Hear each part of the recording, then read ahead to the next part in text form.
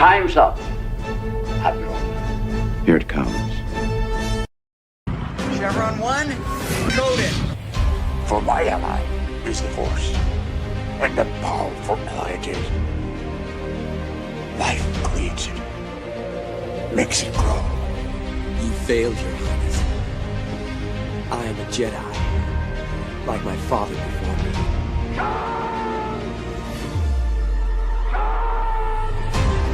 Cry hammer, and let's set the dogs of war. Chevron 2 included. Conan, what is best in life? Crush your enemies, see them driven before you, to hear the lamentation of their women. It's all in the reflexes. Paul also said you're heavy into martial arts, Tai Chi and all that killer stuff.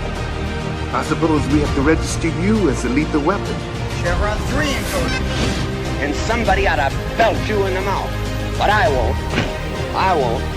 The hell I will. Chevron 4 encoded. Do you expect me to talk? No, Mr. Bond, I expect you to die. Chevron 5 encoded.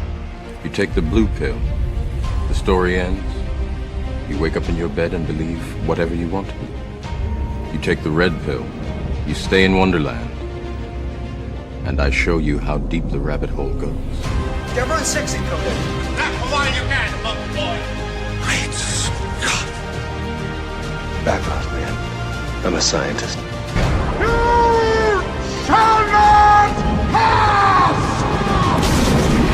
I thought I'd die fighting side by side with Alf. What about side by side with a friend? A day may come when the courage of men fails, when we forsake our friends and break all bonds of fellowship. But it is not this day.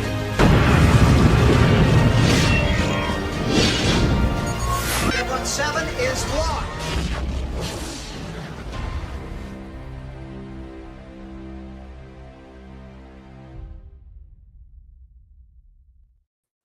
Hail and howdy, everybody. Welcome to Saturday Night Drive-In, where we strive to provide you with excellence of discussion when it comes to movies. And objectivity is the word here. And I'm trying to say it all with a straight face. I'm working really hard to not reveal the fact that we're just normal dudes and we have opinions, right, Jed?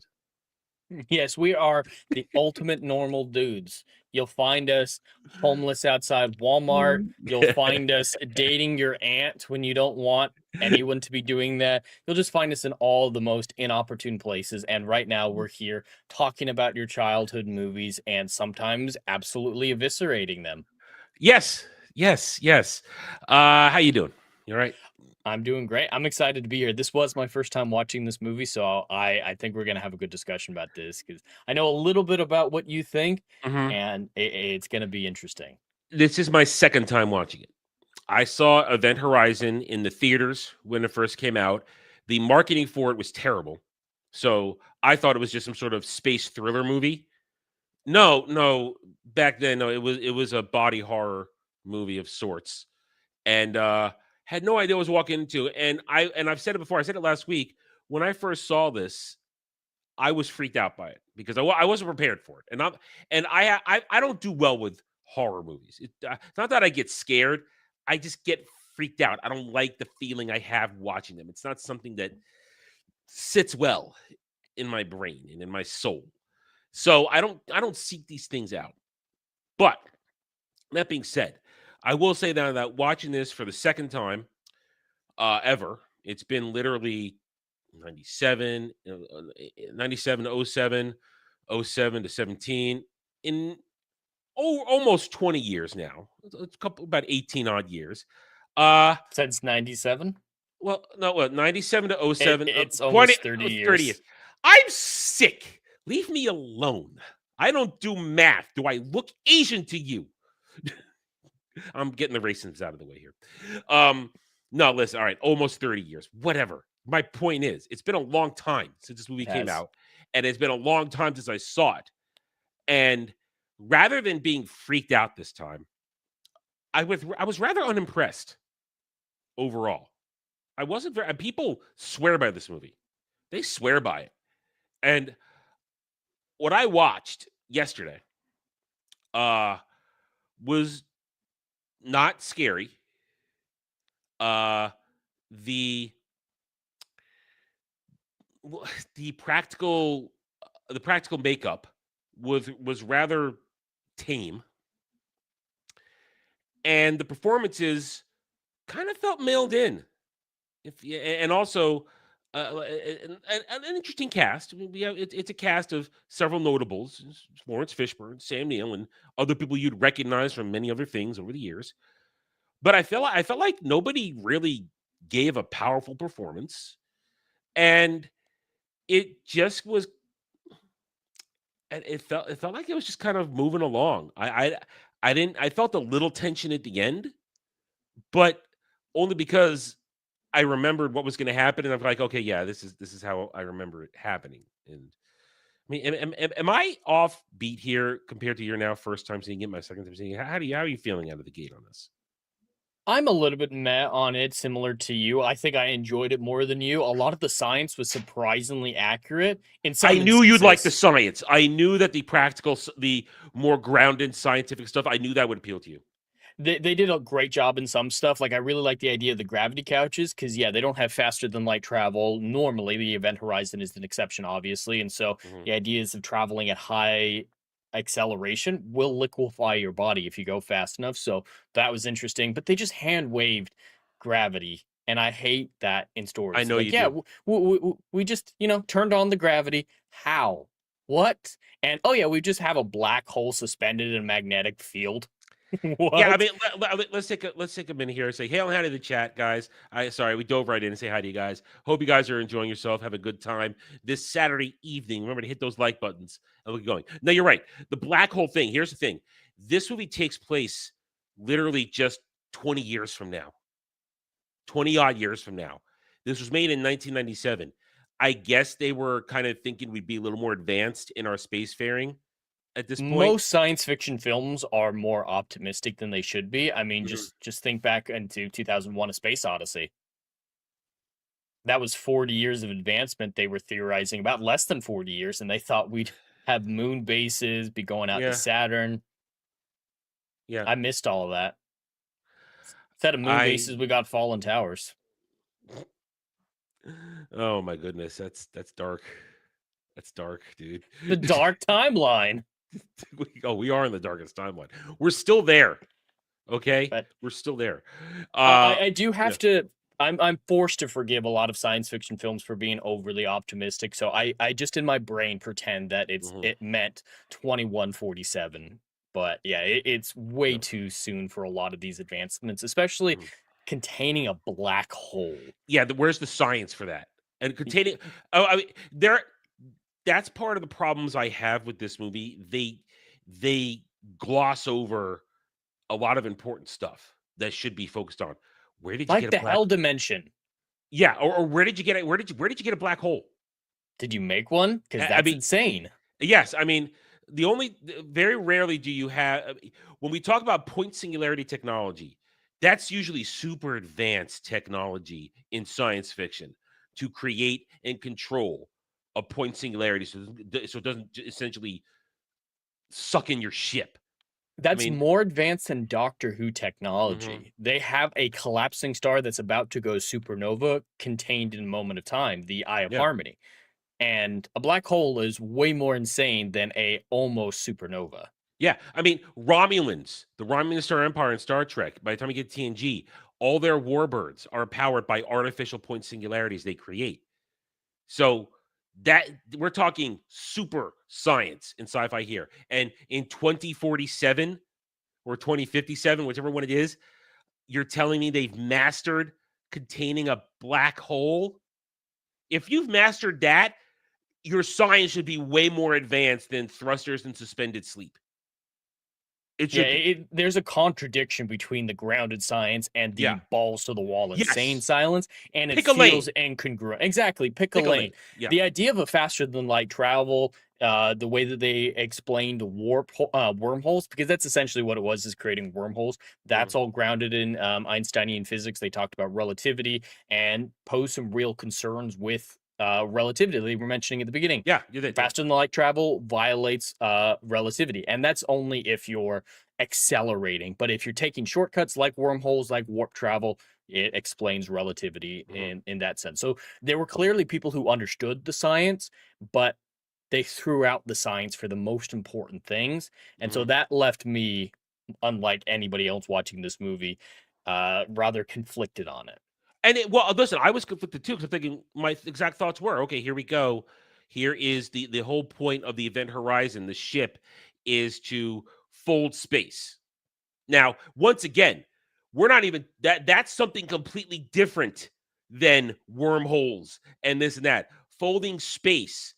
I mean, first time I got exposed to the idea of folding space is Robotech. When I first watched Robotech as a little kid, the idea of folding space, where you take one point in space and another and go like this. That is wormhole. Yeah. Is it wormhole? It's not warp, but it is wormhole. Okay, because I've never heard wormholes described like that, because then the other version, the more famous version, is Dune. Because the Spice Navigators, when they're all hopped up on Spice and Navigator ships, they warp reality and fold space, travel without moving. So there's no wormholes involved in that. It's literally just we pull space together, and then if and when it realigns itself, you're in the new spot where you were. So folding space, as I always understood it, this is the first time ever I've heard it. Wormholes applied to folding space. So it can apply in a lot of different ways, but wormholes are connecting 2 points into the same space, and that's what he's saying he's doing is you're passing through this. Then they're using crap terminology for science fiction. Their terminology is terrible, and like just the gravitons are getting away, and all that shit was terrible. Yeah, but warp, the best way it's described is how it was in the movie, imagining space-time as a piece of paper or a fabric, and warp is where you bunch up that fabric and move it in bundles towards you. So you're going through big bundles of space at a time, whereas a wormhole is the folding of it to make those 2 points identical. You see, if you talk about like that, okay, wormholes, shortcut, that I understand. I've seen plenty of science fiction, Stargate, Star Trek, all kinds of stuff using wormholes. That makes sense to me.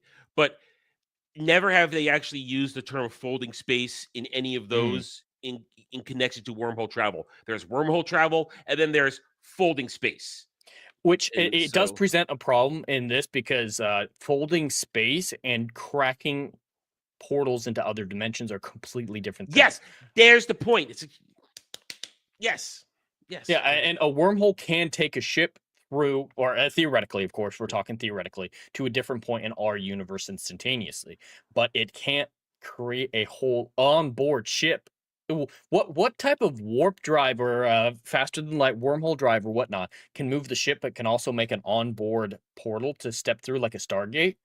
It seems like they're trying to do Star Trek and Stargate at the same time, and it's just a little contradictory. But yeah, no. Yeah. A wormhole is not going to punch through dimensions. That's a completely different thing.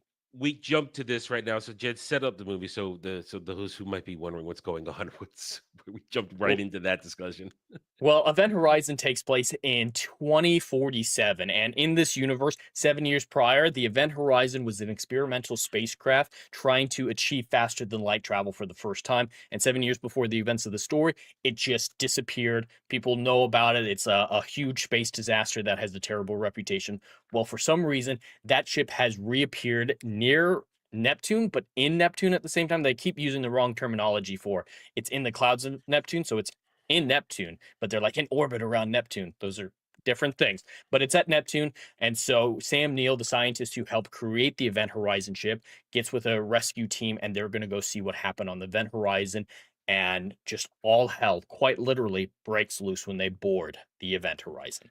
Yeah, because apparently, cutting to the chase now, they all think that nobody knows what happened. So the mystery part of the movie first is, where did it go? What did it do? And after the explanations of what he meant to do with his gate system, the gate engine, whatever the hell they called it, essentially, whatever portal or wormhole they opened up didn't go to another point. It just took the ship to another dimension. It swallowed the ship up, the original crew, and essentially turned out to be a hell dimension. Maybe not hell itself or anything like that, but a hell dimension. And 7 years later, it spat it out, and it, for lack of a better term, turned the ship into a haunted house with a will of its own. A sentient haunted house, yeah. Yeah, yeah, yeah. Which that's essentially what this movie is when you break it down to its bare bones. It's a haunted house movie in space, except the house is your murderer, or the house is the murderer until it co-opts Sam Neill to be the murderer in a very, what's the word I want, convoluted mechanism where there's some contradictory stuff going on with Sam Neill at the end. I mean, here's the thing. All right, so first of all, Sam Neill, both Sam Neill and Lawrence Fishburne, great actors. Sam Neill felt all wrong in this role to me. Felt all wrong. It didn't. I mean, I've seen Sam Neill do the heroic. I've seen him do the intellectual evil villain. I've seen him do the helpful character.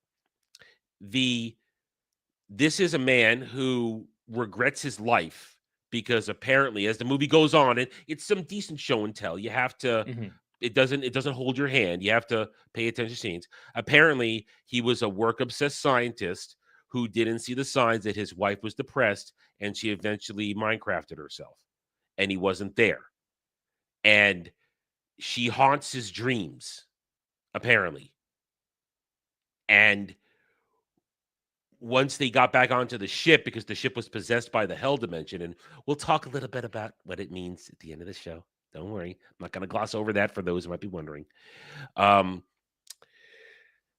Somehow it uses her spirit that is haunting his memories, for lack of a better term, to get in his mind and convert him to an avatar of its evil. And even though at one point it claws out his eyes, they're just kind of there and shut. And even after he gets spaced, it reincarnates him as a bloodline scarred naked man. I hate that so much. It's such an underwhelming moment when he shoots the glass and he flies out into space, and you're like, oh man, he accidentally threw himself out the ship for a dumbass reason. And you realize he's coming back. It's like he's going to come back. It's just, and then he just shows back up naked, scarred, covered in blood with his eyes back. How did the ship wanted him back. That's the explanation. The ship brought him back. Which is just insane. All right, the end of this movie is just completely insane, and not for the right reasons. The hell dimension stuff is kind of interesting. The body horror stuff is mainly in security footage, which I do want to dive into that more. And then it just kind of resolves in a very predictable manner. The end of this movie is just totally predictable. Mess. I mean, so essentially now the bulk of the movie, it's only an hour 35 minutes, so it's not a long movie. For whatever it is, it's a tight movie. It doesn't waste any time. It moves along at a gradual, natural pace as the tension builds, as the ship starts to mess with the crew members' minds, literally creating phantasms that can hurt them, and make them hurt themselves, and eventually kills most of them off one by one, or sets them up where Sam Neill can kill them after he's been supercharged with its demonic energy. He got superpowers from it. He got super strength for sure. Yeah, because he grabs Lieutenant Chick by the throat and just goes whoop, just throws her against the wall, and apparently has the ability to steal a gun from, because Lawrence Fishburne puts down the spear gun at one point and it goes to reach for it, and it's gone. Here's the problem. Here's the problem with this: the rules are not established for what are the limits and what are the exact abilities of the ship, and then possess Sam Neill. There has to be rules that we're playing by. I mean, perfect example. It's not a good movie, but have you seen the movie 13 Ghosts? I haven't. Okay, that's a real body horror. Maybe we should do that one for next week. Maybe that one. I have thought of them, and I'll decide after the show. We could. It's not a good movie, but it's definitely body horror, scary movie. It's got super body horror, but the rules of that movie are very clear. Of that haunted house, it's a haunted house movie essentially. It's very clear, very set. There are no rules applied to this ship, and that bothers me. It's as though, okay, it's so open, we can do whatever we want. It basically makes an entity. I hate it when you have an entity that's unbeatable. When you don't assign the rules to the game, limitations. It's unknowable even. So Yeah. maybe it's beatable. I mean, I guess they blow it up, so that's kind of beatable. Oh, but well, yeah, no. At the end, it's like, oh no, it's still possessed in the part that got away. Because yeah, she's still seeing Sam Neill. but the door's so closing. It looked like locking them in. I don't know. And no, I agree. It's not clear in a lot of the things that need to be clear. And it kind of feels like they wanted the horror element is they focus too much on that. It's like, ooh, it's scary to not know what's going on. Yes, but that doesn't make it a good movie. This would have been better if they dialed back the horror and made it a suspense thriller movie. I agree, because the gore isn't all that intense. It's mostly security footage, and a lot of the gore makes sense, like the Blood Eagle scene with Jason Isaac. That was a really good body horror moment, but it was very short. And then there were moments where it didn't make any sense, like when the short-haired woman fell in the gateway room and she just exploded like a pop balloon. That was weird. That didn't make sense. That was just, oh, we want lots of blood for reasons here. And there was a lot of moments like that where it's like, all right, how can we make something artificially scary or gory, even if it doesn't make sense? You bring that up, and that connects to my next statement. A lot of this cast, you just mentioned Jason Isaacs is in this movie, wasted. Wasted. A great actor, wasted. Doesn't really get to do much. Honestly, once again, you're wasting your time with a horror movie with a pretty bloated cast. There's too many people in this movie who don't have enough story to them for me to get invested. Because part of the reason you get invested in any sort of horror movie when people start getting knocked off is you get in the first act, you get tied enough to them that you get invested in their deaths. I'm not invested in anybody's deaths. Oh no, this lady divorced her husband and she's sad she can't be there for her kid because they had this last minute mission. I don't care. Mommy, Lawrence Fishburne's the only character I care about in the end. Yeah, Sam Neill I did for a while, and then it all just falls went apart. weird. Yeah. I mean, Lawrence Fishburne is the only person I feel like that gave a performance in this. He's the best part of the movie for me. Yeah. But well, that's because he has an actual character arc, or at least he has an actual character. And I'm going to protect my crew. I'm going to protect my ship. Nobody gets left behind. And then he does what that type of leader is set up to do. He will sacrifice himself to save everybody, which is fine. I have no problem with that. It was set up perfectly. And even to not even to atone for leaving a man behind once. It's like, this time I'm going to make sure that everybody gets away without cost to them. So he's fine. But again, it's a very serious Lawrence Fishburne. There's no room. It's a very narrow character. There's no extra stuff to it. But again, he's barely defined. He's defined just enough, but nobody else is. How am I going to care when I see this lady's kid with deformed legs from sores and shit like that? Why do I care? You're just showing me those legs to freak me out. That's all you're doing. We didn't see her with, maybe one thing if he showed her saying goodbye to her kid at the start of the movie when they're launching or something, bye, mommy, something like that to maybe emphasis the connection. But she just misses her kid. She's not going to be there. She's gonna miss the holidays. And that there's not enough. Or the kid who gets zoned out and then he comes back to his senses when he's about to get spaced. It's just and then the extra gore of the basically cell implosion that happens, as we've talked about in the past, when you're stuck in the void of space and you shouldn't try to take in a breath. You're supposed to exhale first. The excessive blood cell explosion, that unnecessary.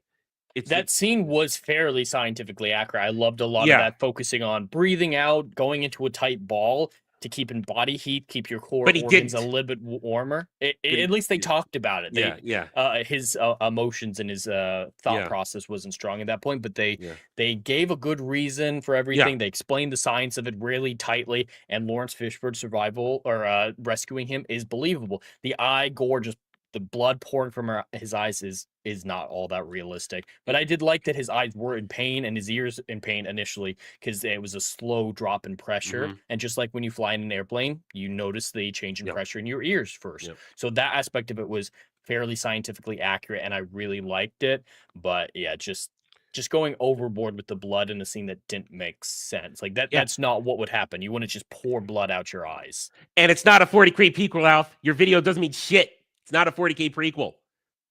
Anyway, so yeah, so it's just but again, shouldn't have shown the blood. It's done for the sake of shock value. Then you have the other guy with the bomb, and he gets blown up. I have no attachment to any of these characters. It's not worth my time. And then the comic relief black dude. I'm here. Oh no, don't shoot me. What are we doing? Dude, he got launched off the event horizon when the Lewis and Clark blew up, right? And it's like, all right, that makes sense. Great. And he's got to make his way back, venting his air tanks. Makes sense, even though he doesn't have enough air later on to do everything he does. But they show him leaving Neptunian atmosphere in 10 seconds. And it's like, I got to get back. And he somehow does re-entry in a spacesuit from one burst of his air tank. I was just don't show him outside of Neptune. Just show him floating around in the blue clouds or whatnot, and you're fine. Why did you have to send him? That's like saying, oh no, I fell out my New York City apartment window. I'm suddenly in London. Let me just walk back across the Atlantic Ocean. Yeah. In 5 minutes. The distances involved were absolutely insane. It was too much to be believable. That moment really killed my suspension of disbelief when you saw him in orbit. And he what does he do the entire movie? Cracks jokes. And you think for a second he's going to save the day when he comes up to when they're confronting Sam Neill on the bridge, but no, he's just there to get shot at. And then show up and to open Sam the door. Neill shoots him like an idiot. I'm so conflicted on this movie because as I keep talking about, I really enjoyed the science. The premise was interesting for a while. I enjoyed watching it, but in the end, it was very predictable. And there were just so many decisions that were gratuitous and made for shock value rather than substance. And let's look at Dr. Weir. Interesting name choice for a movie like this. Dr. Weir, Sam Neill's character. His fall to becoming one with the ship, honestly, it makes no sense. Why would he become so entranced and connected to a ship of hell? Yeah, they don't give a definitive reason. Like, what is the ship getting back to him? Is it like, I'll help you forget? Or there's bliss in me, and there's like a drug element. He goes on and on about how I love the pain. It's going to be great. He's suddenly a masochist. Yeah. There's his whole arc is avoiding the pain that he feels, the grief he feels about his wife, and then he becomes a masochist and is like, oh yeah, give me more pain. It's contradictory and it's rushed. I think his descent is very rushed. You get a few great moments of the building up to it, waking up in bed, seeing the pictures, the focus on him shaving. That means a lot more after you get the final context. And then that vision sequence where he actually relives the moment of the Minecrafting. I think those are good, but you need more connective tissue between them. There's no substance. It's not. I don't care enough. And it doesn't make sense. Why have you become a psychotic madman? And I mean, it'd be one thing if the ship had been whispering since he arrived. Like if you give us more that the ship is slowly taking him over, that he's having more internal conversations about it.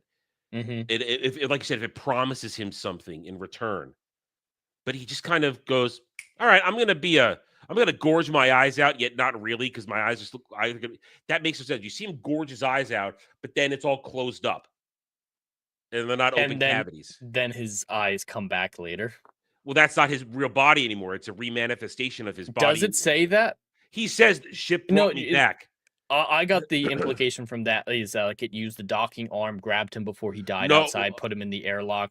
How did it rebuild a body? My interpretation of that is the ship used its supernatural powers to grab his soul and reconstitute it in a new body. Because look at all the it doesn't because all the scars on his body, Mhm. like it repatched him into a new body or some shit like that. That's so And lazy. That's just yeah. hand waving all the mysticism of it.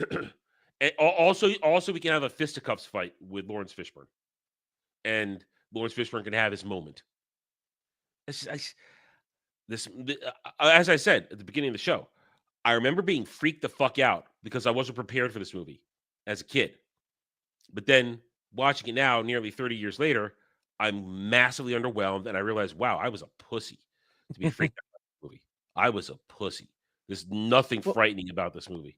It's not. You've got to either commit to the body horror or not really do it. The fact that you just bring it up in a couple moments, especially video cam footage or quick flashes, it doesn't have the impact. So it just feels jarring. So I think this movie would have been a lot better if, like, those bodies that they found at the very beginning, some of them were still alive. You see them walking around. They're extensions of the ship doing its bidding, kind of like Sam Neill at the end. Yeah, there you that go. way there's a physical force, and maybe they're hallucinating over it to see their friends or whatnot, but it's really the extensions of the ship, and you can really get some great body horror from those active elements.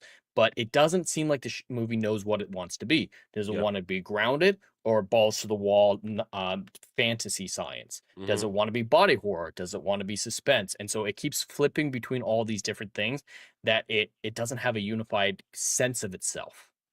That's a perfect description. Because as I said, I feel like there's a space thriller movie in this that they decided to abandon for body horror about halfway through. You just need to make the commitment. I think either would have been fine. You've just got to make the decision. Yeah, you can't have your cake and eat it too. Yeah. I And want to then see more of the hell dimension too. We need to know more about the stakes. Well- what does it mean for a ship to be alive? I agree with that, because if we saw more of the hell dimension, then maybe, just maybe, we could put the rest to bed. This theory, it's 40K universe, because that's a thing. It's 40K universe. No, it isn't. There is one line with which they grab onto this. It's a realm of chaos and it's evil. Well, yes, the warp is chaos and it's evil. That's it. That is the only line through which people say, oh, it could be 40K. That's it. There's no remote evidence. Yes, 40K have been in existence since the 80s through I forget the name of the White Dwarf and Rogue Traders like that. It's been out for well over a decade at this point. But I don't see the influence there, especially because if it was influenced by 40K, then there would be more influence of, say, which chaos god would have been influencing the Event Horizon, because it doesn't follow the rules of chaos possession. It doesn't in this. Chaos possession is a gradual thing. It's not an instantaneous thing. Yes, it can alter reality and warp things, but at the same time, if this was a chaos, if the Event Horizon had been in the warp, it would have emerged looking like a ship of chaos, not just the ship possessed by demonic spirit. And I think it should have been possession. They said the ship itself came to life.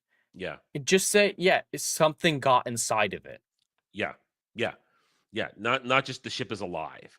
Because that the ship of alive, because at least that final moment where they cut it off and they escape, they get picked up, and you know that as soon as in her dream, as soon as that face mat comes up, it's gonna be the jump scare. Oh, look, it's Sam Neill. But then she gets snapped out of it and they're awake. Like, okay, we need a sedative, calm her down. And then the door closes and realize, oh, well, I guess this part of the ship is still alive and sentient too. Then it just says a cliffhanger that. Then it's just the end. That's it. Not impressed. I know some people swear by this movie, but I'm not impressed. Watching it as not a scared kid anymore. Not impressed. Not frightened. Not disgusted. I remember being disgusted and freaked out as a kid. Not so much this time. I guess age. The only really disgusting thing is the Jason Isaac scene, which was great, but. I've seen Blood Eagle and other stuff. And this was a double blood eagle. Yeah, so I've seen it before, so I wasn't shocked. Anyway, you got anything else you want to say about this? There's a couple things. There's one scene in particular that I want to highlight. It's my favorite scene in the movie. Okay. I love the moment where Lawrence Fishburne sits down with Jason Isaac, two of the best actors of their era, and he explains, Lawrence explains the loss of a former crewmate and the fire. That moment, just his acting is top notch. I can feel his grief in its subtlety, and the idea of talking about fire and zero gravity. That gets my science element. So it's good story. And it was very good and performance. descriptive. That was very good descriptive moment. And the science was accurate and intriguing. The idea of fire being like a liquid in zero gravity, moving in waves, feeling a little bit amorphous, like there was a life of its own, like tying into the hell dimension stuff. That was a great moment, and it had nothing to do with the CGI, the special effects. It was just Lawrence and seeing Jason's reactions to all of this. That's by far my favorite scene in the movie, and it facilitates his entire arc, Lawrence's entire arc. That I don't love how it's paid off with suddenly there's an actual fire dude who it's fire is again real. Why is over the the top. fire real? Yeah. There needs to be a physical manifestation. That's the thing. We don't know the rules of the ship. Are these real hallucinations, or are they all in your head making you do shit to yourself? Or is it a hallucination overlaying reality? Let's say, okay, the ship has fire systems in it for whatever reason, for decontamination or something like that. So it's using those systems and then overlaying a hallucination. So there's real damage with a fake cause. Just something like that. Make it clear what the ship's abilities are. Are the ship's abilities just what the ship can normally do, just with this evil entity controlling those decisions? Or is it able to warp reality? If it's able to warp reality, why didn't it just turn off the bombs or eject the bombs? Or we need clear understandings for all of this, and we just don't get it. So the emotional payoff of the scene that I loved is flat for Tacky. me because it's tacky. It ends up being tacky just to have that flaming dude. Skin melting, all that kind of stuff. It's like, yeah. I like the idea of him facing his fear in that moment as the ship's last final defense. It's like, all right, throw his worst trauma at him because I've been in his brain, and he overcomes it. And have him like take a deep breath and walk through the flaming dude because he knows it's not real. And just have him confront it that way. But the movie can't decide what's real, what's not, how anything works, and so it just becomes a muddled mess of contradictory elements. I agree entirely. I have nothing really to say. I mean, if you hadn't brought this up, I never would have watched this movie again. So I have nothing to really. I've harped on everything I want to harp on, honestly. So is there one more thing I wanted to say? Do you have anything to say about the music? You normally like to. Forgettable. No, out of place. The opening music, very out of place with this movie, and then the closing music, very out of place, very jarring, very techno rocky a little bit. It's like, yeah, you know what? I'm not feeling it. And then the rest of the movie is just kind of scene music. There's nothing that stands out to me. Okay, you put a gun to my head. I couldn't hum a single note to this movie right now. Gun to my head, couldn't do it. Nothing memorable. Yeah. So, Event Horizon. If you like it, that's great. But I found it, as someone who is not into this genre, I find it rather underwhelming. And to have it come back to me again these many years later and realize, wow, I was freaked out by this. Yeah. All right, Jed, it's your week. If you want, you can go ahead and score it. Okay, perfect. So yeah, I did enjoy this movie a fair amount. I will happily rewatch it at some point. And there were things about it that I love. The science aspect, they tried. And that's always what I appreciate, is putting in the effort to make it accurate. Sometimes they did, sometimes they didn't. One thing we didn't mention is the idea that their chairs, especially the captain's chairs, hang from the ceiling and move ungimbaled with all the turbulence and the potential loss of gravity. That's great. They thought about these things, and I appreciate that a lot. It has a lot of intriguing elements, but that third act is where it just all falls apart for me because they can't decide what it is. So with all the flaws that we mentioned previously, even with my little bit of enjoyment of the characters and the science, I have to give this a 6 out of 10. Okay. I'm actually going to rate it slightly higher for the simple fact that I think the movie at least understood, let's not make this a long movie. Let's keep it short and tight, hour 35 minutes. good cast, even though a little miscast here and there, but everybody mails in the performances, but they're not bad performances. They're just kind of mailed in. Lawrence Fishburne's the only standout, really. Sam Neill Mailed just in feels by awkward. greats. Yeah, mailed in by greats. Great way to put it. Mailed in by greats. The set design and production value is very high. The sets look great. Even though we feel like they are a little overdone with the practical body horror stuff, it looks good. They didn't cheap out on it. It just feels, again, half-assed at times. The story does make sense up to a point, but again, with, as you said, pick a lane, decide what you're going to be, and have rules. So I'm at 6.5 out of 10. I was at a 7 when we started, but now I'm at 6.5 because we're basically finding the same faults here. So there are just so many better films in this genre. You want horror, watch Alien. If you want body horror, watch The Thing. There are better things out there. But I give it its props for a well-made movie overall. It just, to me, it doesn't. It's one of the movies I don't feel like lives up to the standards that a lot of people place on it as this all-time thing, and I didn't see it because we've done these things where I haven't. If something has been for me plenty of times, and I've been saying, yeah, I didn't like this, but I can objectively give it a much higher score because I see where it lands for those that love it, and I don't think this movie lands in the end. Honestly, I don't think it earns its place right now. I just don't. But that's it. All right. So next week, the end of October, the last spooky season. I'm at 2 movies right now. I thought of one while we were doing this, and then I mentioned it, another one, and they both fall in the category. Both have very heavy duty practical effects. One is not so much body horror, but dysmorphic horror is the way I would put it. So on the one hand, I've heard the movie Nightbreed. It's a very niche 80s supernatural little body horror stuff in there, at least with the creatures, the Nightbreed themselves. Not a great movie by any means necessary, but it has some thoughts. It would have been great if they continued. They didn't continue in comics at one point. Or we've got the Tony Shalhoub vehicle, 13 Ghosts, which is also has, I believe, Jeffrey Rush in it as well, if I remember correctly. So that has a good cast to it too.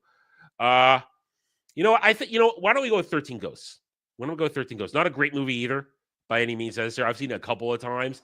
If it was not October for Halloween, I wouldn't even choose it. But I want to throw something else out there, end the month on it. I don't want to break the we're doing. So I think you'll agree the practical effects are pretty good. We're probably going to tear it apart, but it is fun to tear apart a movie. I'm not putting out this movie because I think Jed's going to enjoy it because I don't particularly enjoy it, but I need something to round out the month for spooky season movies. And I like Tony Shalhoub. I like Jeffrey Rush. There is there's naked body horror in this, so there's that. And also I think what's her name? Chick from I suddenly forgot her name. Took her tits out in American Pie. Just forgot her name. Well, everybody will know who she is. I totally forgot her name. She's in it too, as the daughter of Tony Shalhoub. So it's another one of movies with like good dad, conflicted stuff like that. It's got some good elements to it. Good actors in it that are probably underused. Another one of those, but I'm sure we'll rip it apart quite nicely. But it will have does have good special effects and good body horror. I'll give it that. All right, so we'll do 13 Ghosts for next week to round it out. So thank you, one and all. I'm just going to say this since we don't generally do it during the show. I see you, Dom. I see you. You're not banned. You're not banned, Dom. I see you. So there you go, guys. Thank you, one and all, for joining us today. If you had a good time, remember to hit those like buttons, subscribe to the channels, and we'll see you next week as we round out spooky season. So until then, take it easy, everybody.